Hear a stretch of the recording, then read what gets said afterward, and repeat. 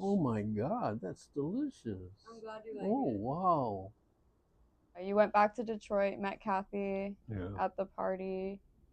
that's right. And then she was booked into the Club Alamo quite frequently too then. And she moved then from New York naturally to Detroit after we got married, or So before we she got was married. living in New York and happened to be in Detroit when you met? Yeah, Wow. she was living in New York and working out of New York for several years. She recorded with Columbia Records, and I think I've told you some of this. I don't know. There was a group called the Four Lads that were Mm-hmm. very popular in those times too. I have looked up that All song. of the high lows and the freshmen and Four Lads. That's what was happening at that time. The Four Tops. They had fours of And everything. what year was this? This is all in 1950?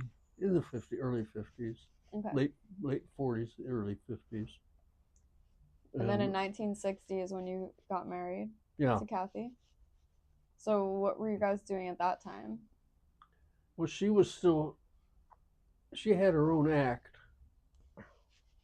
Plus, she would work with these different stars of our day. She would be booked on them. So usually, it would be an engagement where a big star would come into town, or be some other town. It doesn't matter what town it's in. And companies would hire them, like a Bob Hope, Red Skelton, Jack Benny. That's what I did. Then I joined her and became her accompanist, and not the conductor yet because I had to learn how to do that too. Right. I was unschooled. I just knew how to play, Mm-hmm. and so that's when we would work with these different people, or she was booked on these convention type of parties for that companies would throw for their employees and that kind, or for other reasons, who knows why. Mm-hmm. And that was a very popular in those days. That type of entertainment Right. needed, and so it kept us pretty well active. Being First of all, being she was so good, Mm-hmm. and getting rebooked a lot of times. We would play for When you play for a big show for a company, usually one time, maybe two, because they always want changes for Yeah. their people and all that. Well, she'd do 4 and 5 years in a row for certain places. Yeah, they loved her. They just loved her. She did radio in Chicago for 5 years on a station called station WGN. It was a farm progress type of show for farmers in the whole Illinois That's area. cool. And he was the Orion Samuelson was this host, Mm-hmm. and he had another friend helping him as well. And they had a band. I didn't play on the radio with her. She Okay. had a I was guitar going player. to ask actually. They had a band with a really fine guitar player, David Pitts, and I would semi-conduct them for the tempos and stuff or anything. I did arrangements for. Again, I have to boast about not having been schooled in writing arrangements, Yeah, that's special. just playing them. Yeah. And we were buying arrangements from different arrangers around the country, and quite a few of them might very good arrangements, but maybe dominate the show. So I decided I was going to learn how to write arrangements and write arrangements for her so that it would be complimentary to her, which I did. You're so special. I uh, And she was that's lucky to all. have that. I've been guided quite beautifully because Mm-hmm. I had no idea what I was doing. I started asking questions of different musicians, certainly friends of mine, and different ones that would give me highlights and how to do and what to do and things like that. And I absorbed it. Mm-hmm. And then I bought some score paper. First time I looked at it, I was overwhelmed because it's a big sheet of music lines, and you put in the clefs and all that, and then the Right. notes and you take the orchestra instruments and voice them how you want them to play for your music. Mm-hmm. But at the time, because you're urged and you do it and stuff, and I wrote quite a few of her, not all of them, but quite a few of her arrangements, and I'm proud of all of them. Mm-hmm. And especially because I didn't have that kind of schooling. You go to college to learn to do Right. that kind of stuff. So It's all from the soul. I'm It's sorry. all coming from your soul. That's best, probably the best answer I should use, Yeah. and not ponder why and what. But at the time we were working on the road. So We then, traveled for uh, 40 years, something like that. We went overseas twice. Once over the Atlantic to London. on a cruise. Yeah, we played the Queen Elizabeth One. Do The you want to old talk about that? That sounds like a really cool experience. It was. How Cathy long was wasn't it? happy on the water. 6 Oh, days on the water, oh wow. and it was a gigantic ship. I guess some of these cruise ships now minimize them because that's going back in the '60s. Right. But at that time, it was overwhelming. Yeah. And we not only did the show in the main dining room for the passengers, the first class passengers, that was our primary booking. Okay. They didn't know we were married. Oh. They gave us 2 staterooms, stateroom, and which we used. I love that. And she caught cold because we docked at France just to release passengers that were getting off there, and we were out there to watch it, and the weather was clammy and damp, and she caught cold. So on the opening at our club in London, she was under medication already because we had to see a doctor and over there, and he gave her some potent stuff. Okay. Kind of whacked her out too. Oh. It was a danger zone. Gotcha. And they had a great little band up there in London. Oh, there's. I'll go back to West Point. Okay. If you don't mind. No. Because I met so many people up there at that time. I was there 2 years. There was a trumpet player named David Zauder. We got social, not gigantic, but pretty good. Beer here and there and stuff like that.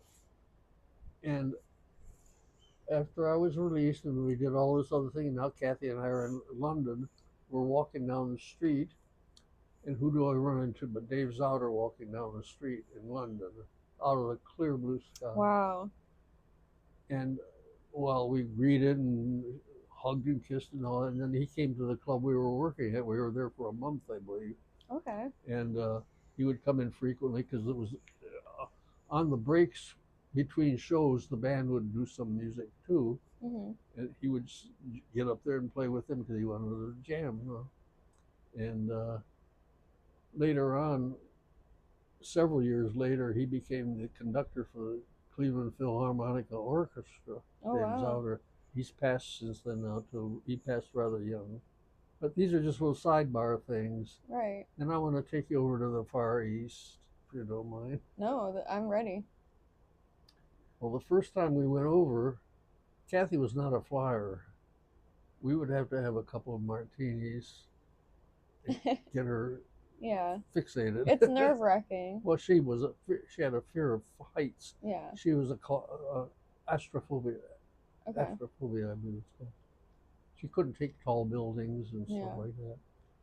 So she'd want to sit by the window, figure that out. But anyway, on this trip to Japan, which took hours, first we flew to Washington, I believe it was. Washington State. Mm-hmm. And we had friends living there. He used to be an MC at a club in Chicago that we worked at. And you have friends all over the place. His wife was a dancer in that same club, and then they got married, and then they moved out there. And so they had us over for dinner the night before we took off. And then we had a couple of martinis on the plane heading to Japan. And she fell asleep. She didn't wake up till we landed in Tokyo. Oh, wow. That's pretty ideal. No stress. It was a blessing. Yeah. we had enough martini, I guess, to Yeah. kind of whack her out, and so we got there safe and sound, and so we get to our hotel, and we're having language situations, and but they speak most of them pretty decent English as well, and we don't speak any Japanese. Right. Anyway, we had a consultation with several of the people setting up for arrangements and for a rehearsal the next day and all that stuff. And we got up in our hotel room and the phone rang, and I was expecting it was going to be somebody with the orchestra to set up our plans. And the phone on the other side is, "Hi, Bob." I dropped the phone. It was my cousin who was stationed at he was a officer in the Air Force stationed up there at that particular time at that Wow. base in Tokyo. That's so crazy. I hadn't seen him in 3 or 5 years, maybe in Detroit. Yeah. We weren't real close relatives, so that was a shocker. Wow. What are the odds of that? Yeah. So he's going to take us. The first club we were going to play is an officer club at the base in Tokyo, and I can't remember where now. I think it was in downtown Tokyo, or not downtown, but Tokyo. Mm-hmm. And so he's going to come pick us up and take us there to the club because he was Nice. the club he was part of officers. And guess what? He has a flat tire on the way Oh. to the club. I don't remember now how we got out of that. I just don't remember. But you remember the flat tire? I remember That's that flat something. tire because it was an unusual happening. Now I don't know that it was after the show, which I prefer and think it was because I don't remember panicking about Okay. getting there. Yeah. I'm assuming. I've got one from London too. Did I tell you? We used to party pretty well with the help at the club in London off hours. Yeah. Got to know quite a bit. We were partiers. I believe it. We were. You were in the scene. Drinkers. Enjoyed it, not abused it. That's good. Maybe once or twice. It's okay. And we got friends with several, and they'd go to other parties after work and everything. We'd join them. Do you want to take a second? Have yes. some. Another time I'll where do a cheers. it wasn't a flat tire. They ran out of gas. So it was after hours, dark, very dark. And so we pulled into a gas station and was going to try. They were these are the people we worked for at the club, Mm-hmm. the maitre d's and the help part of waiters. And they were trying to siphon some gas out of the hose of whatever they could get. And guess who comes by but the bobbies? They pull up next to us and curious to what we're doing. They didn't arrest us. Okay, so bobbies means cops? Yeah, I'm sorry. I've never heard that term. Yeah, that's I just learned British, something. British term. Cheers. You deserve it. Oh, I love it. I'm so glad. Oh my. So we told them we were going to a party, and they said, "Can we come along?" We said, "Sure." What are the odds? Well, they took us then because the other car was out of gas. They brought us to the party. That's something that doesn't happen often. I want to tell you because I don't know the group that was in the party attending. There were other entertainers and different. I don't know what their sidebar things are and all that stuff with drugs and stuff. Yeah. We came in with the cops. You should have seen the faces on these people. I mean, talk about what? Oh my God. That's so funny. And the cops were on duty. They just wanted to see the party. Yeah, they just were helpful. They joined the party and nothing was done and nobody got arrested. Yeah. Nothing like that, but a funny story. You know. I love that. That's not something you see every day. That sounds like something from a movie. Now we're going back to Tokyo. Okay. Well, then we worked all the countries over there that you could name. And we were in the Philippines, and they would take us out to we had a driver that would take us to wherever we were going to go up here. Mostly military, Okay. but not totally. Some nightclubs.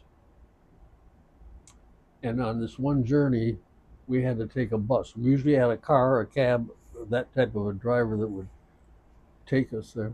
And but this time we had to, because it was going pretty far remote in the Philippines to some base, I think. And we were traveling on this bus, and about what I guess in the evening, about halfway there, somewhere's in that. Now time is all Yeah. conglomerated. We get stopped. We have to disembark. Hucks standing there with machine guns all around us. Wow. We didn't know if that was bye-bye time or what, because they were out hunting for their enemy, whoever that might have been. And I don't know any of that. Yeah. Wow. God was with us. Mm-hmm. They didn't hurt us, but it was. That sounds I guess intense. it stayed with me. Yeah, that sounds scary. It was rather scary. So who are they? They called them Hucks, I think, and they were like maybe communists or Okay. whoever was maybe for the government, but for enemies. There's always something going on over there, and I don't know the So details. you got past that. You guys kept going. Well, no, they had us get off the bus because they were checking for people, certain Okay. people that they were going to kill, Oh wow. and all of them with the machine guns is what scared us. Yeah. But then they didn't find anybody, and we got back on and went and did our show. Wow. Can't believe you had to go through that. It's interesting, isn't it? Yeah. And then when we were in Cambodia, they were still bombing in that area. In our hotel room, we'd hear the bombs every night. Wow. We weren't happy. I bet. That sounds And wild. we worked some clubs that were semi-notorious for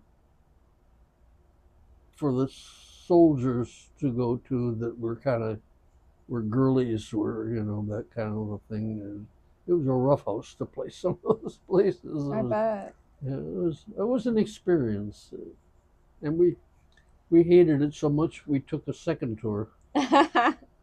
And then to the same places or new? Pretty much Really? the same. Wow. When I was working, now I'm going to take us back again. If this makes any kind of sense and you can put it together, God bless you. I think I The can. first time I was working in Las Vegas at the Golden Nugget downtown with that band that the leader was a gambler, there was another group opposite us that played opposite us. It was Polly Possum Okay. and her possums. I love that. That's so cute. I love possums. I see them back here a lot. Oh, yeah. It was a girl country band, and they had a male guitar player, Joe Wolverton, I'll never forget his name, who was really fantastic on the guitar for speed and rapid stuff. Nice. Real showy stuff. Mm-hmm. And now we're in Okinawa. We're in Okinawa, and we pull up to a cab bringing us home or something. And out of the other cab pulls up to that place. And who gets out of the cab but this Joe Wolverton? And you're in Japan now. We're in Okinawa. Yeah. Wow. And you hadn't seen him for how long at that point? Probably 5, 6, 10 years. I don't remember now. Quite a while. Just happenings. Yeah. Cathy also ran into a comic she knew that was living. They moved there to live there and work there. They were living in that country. Wow. Okinawa was like going back in time. It was like really ancient. Wow. Well, Thailand was beautiful. I want to go there. It was gorgeous. We worked a nightclub in Thailand, and it was a true pleasure. I don't know if you remember a girl named Brenda Lee. Sounds familiar. We didn't work with her. She was booked at another club at the same time that we were there, and it was kind of strange doing shows in a foreign country, especially. I bet. the nightclubs, not the military. They were American, Yeah. but the nightclubs were their people, Right. and we succeeded. Yeah, I'm sure your talent is what they wanted to Yeah, see. and they're familiar with American music too, as Yeah. well. So it worked out There was really a well. reason they had you there, you know. I'm sure they picked you guys to play there. Yeah. Or did you guys find them? Well, find what Did now? you choose to go there, or did they reach out to you and say, "Hey, we would love to Well, have here's you"? how that works, honey. I'm sure you don't know the background too much on this. We had a manager. Okay.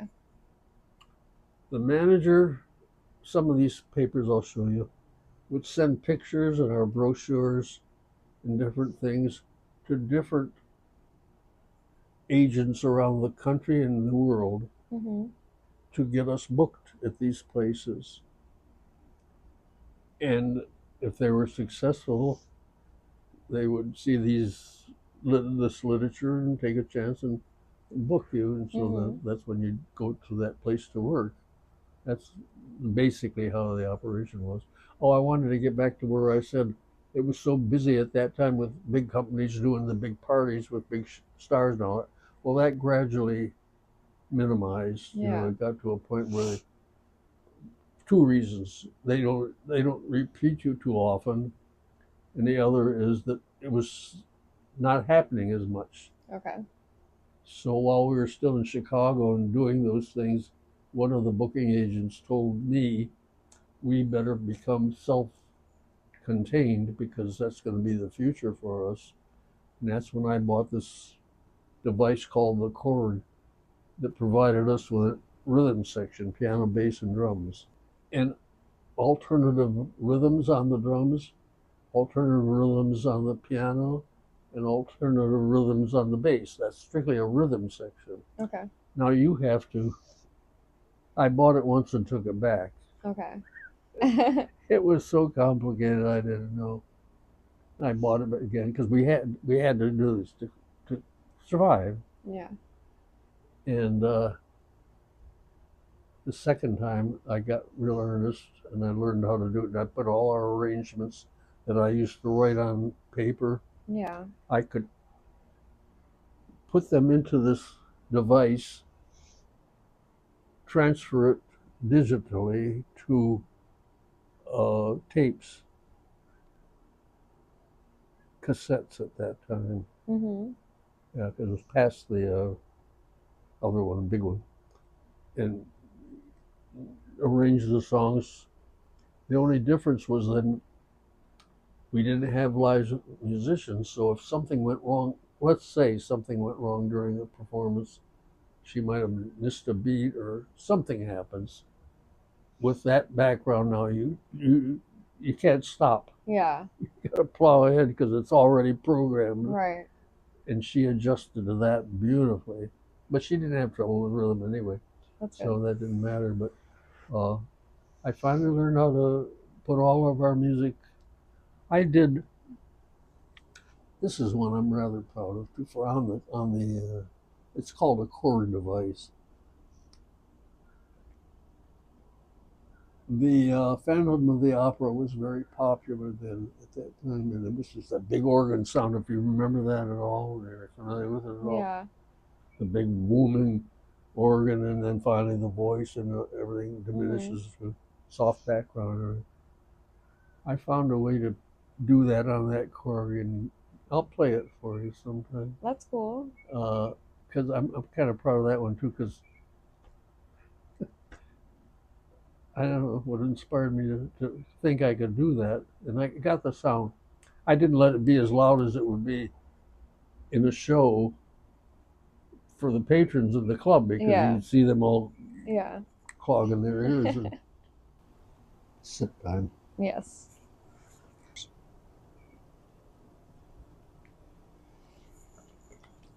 Really enjoying this. I'm What's so it glad. called? It's called Poppy, the brand. Poppi. Oh, I say right Yep. here. Yeah, Bobby. So it's a prebiotic soda, so it's good for your belly. Oh, Yeah, it has prebiotics, good for that's your better gut. than here's root beer. Okay. Yeah. Root beer is definitely my favorite soda if I had Is to it? pick. Root beer, cream soda. I love those. I used to be cream soda, but I don't know why. And I used to be a Diet Pepsi at one time. But Yeah. right now I'm on a, There are some versions of root beer like that where it's a healthy are root there? beer. So I can next Oh time no, we this can is do fine. This is a that. fruit flavor. I love it. Yeah, it's fruit punch. You know what I like to buy at Publix is those little fruit bowls. They got them cut up Yeah. with all the variety Yeah. of melons. I think that's really great. Yeah, it's easy. It's ready to Yeah. go. The whole time that we did shows for 40 some years was a conglomeration of different types of backing.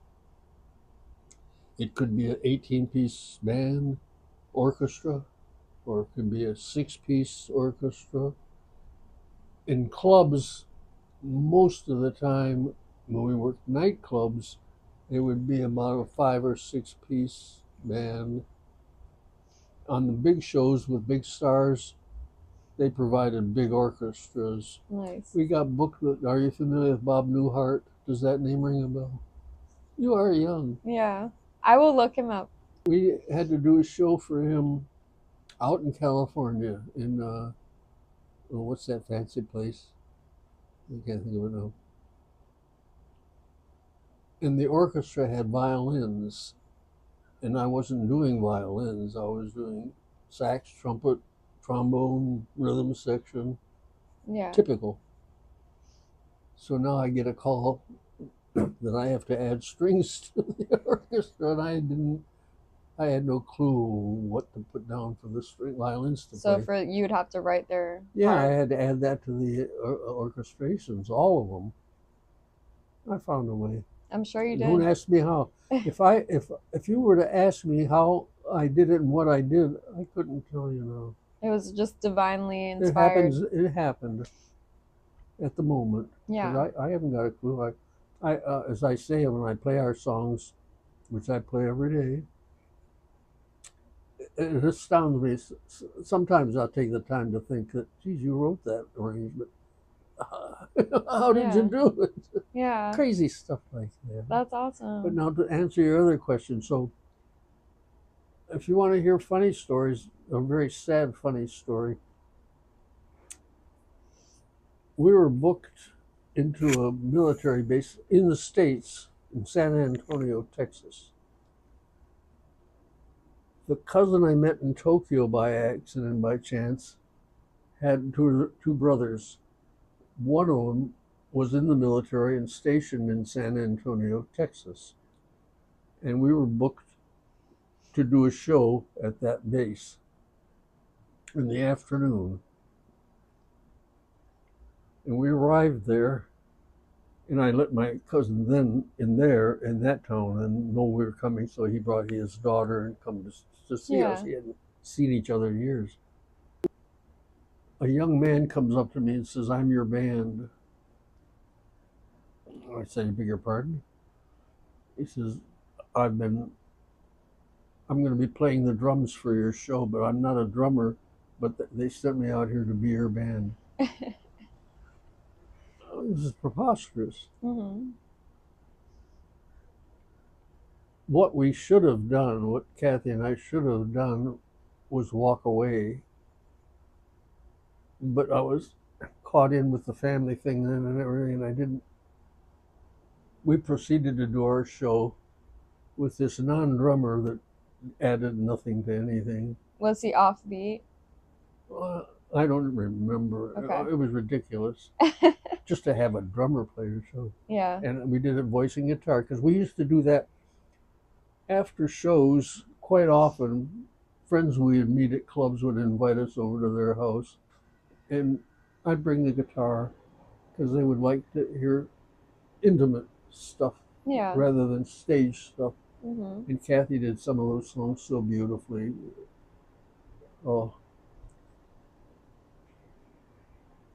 and they would be like Broadway show songs and stuff, but things you wouldn't do in a show, Mm-hmm. but more intimate. Like if it was a real supper club or sushi club that leaned toward that kind of music, and she would sing these kind of songs that for these people and do that kind of stuff. So I backed her. quite frequently, and I knew what to do if I had to. And there was 3 or 4 other times I had to jump in and cover the whole thing and do our whole show, our whole act with just the guitar. But we would manage Yeah. because that's what you do. Right.